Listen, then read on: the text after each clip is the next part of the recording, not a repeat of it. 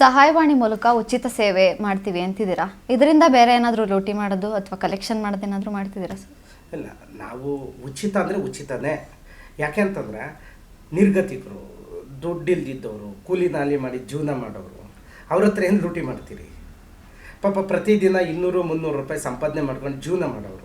ಎಲ್ಲೋ ಒಂದು ಕಡೆ ರೇಷನ್ ಇಲ್ಲ ಅನ್ನೋದು, ಒಂದು ಕಡೆ ರೇಷನ್ ಕಾರ್ಡ್ ಇಲ್ಲ ಅನ್ನೋದು, ಇನ್ನೊಂದು ಕಡೆ ಜಾತಿ ಪ್ರಮಾಣ ಪತ್ರ ಇಲ್ಲ ಅನ್ನೋದು, ಮತ್ತು ಓದೋ ಮಕ್ಕಳಿಗೆ ಬುಕ್ ಇಲ್ಲ ಅನ್ನೋದು, ಓದೋ ಮಕ್ಕಳಿಗೆ ಹಾಕ್ಕೊಳ್ಳೋ ಸರಿಯಾದಂಥ ಬಟ್ಟೆಗಳಿಲ್ಲದೆ ಇರೋದು, ಮತ್ತು ಮನೆ ಪಕ್ಕದಲ್ಲಿ ಚರಂಡಿ ಕಿತ್ತೋಗಿರೋದು. ಪಾಪ ಬರೋ ಫ್ಯಾಮ್ಲಿ ಬಡವರಾಗಿದ್ದರೆ 60 ವರ್ಷ 70 ವರ್ಷ ಆದವ್ರಿಗೆ ಯಾರು ಸಿಗಬೇಕಾದಂತಹ ಪಿನ್ಷನ್ನು.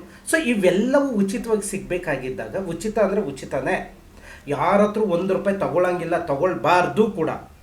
ಯಾಕೆ ಅಂತಂದರೆ ಎಲ್ಲರೂ ನೊಂದವರು ಮತ್ತು ಕೂಲಿನಲ್ಲಿ ಮಾಡೋರೇ ನಮ್ಮ ಹತ್ರ ಕರೆ ಮಾಡಿ ಅವರ ಸಮಸ್ಯೆಗಳನ್ನು ಹೇಳ್ಕೊಳಕ್ಕೆ ಸಾಧ್ಯ. ಸೊ ಅಂಥವ್ರ ಹತ್ರ ಹೆಂಗೆ ಲೂಟಿ ಮಾಡ್ಬೋದು ನಾವು?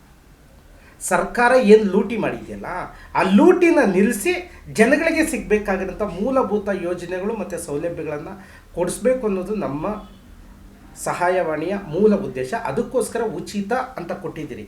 ಇಲ್ಲ ಅಂತಂದರೆ ನಾವು ಉಚಿತ ಅನ್ನೋ ವರ್ಡನ್ನ ಬಿಟ್ಟು ಬೇರೆ ಏನು ಬೇಕಾದರೂ ಕೊಡ್ಬೋದಾಗಿತ್ತು.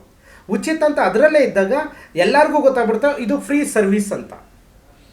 ಇವತ್ತಿಗೆ ತುಂಬ ಜನಕ್ಕೆ ನಮ್ಮ ಆಫೀಸಿಗೆ ಬಂದರೂ ಕೂಡ ಕಷ್ಟದಲ್ಲಿದ್ದವ್ರಿಗೆ ಕಾಫಿ, ಊಟ, ಜೊತೆಗೆ ಅವರ ಬಸ್ ಫೇರ್ ಇಲ್ಲ ಅಂದರೂ ಕೂಡ ನಮ್ಮ ಹತ್ರ ಇರೋಷ್ಟನ್ನು ಕೊಟ್ಟು ಕಳಿಸ್ತಿದ್ದೀರಿ.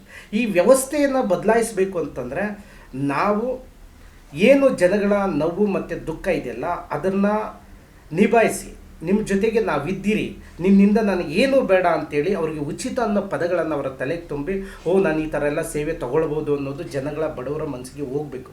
ಅದಕ್ಕೋಸ್ಕರನೇ ಉಚಿತ ಸಹಾಯವಾಣಿ ಅಂತ ಮಾಡಿರೋದು.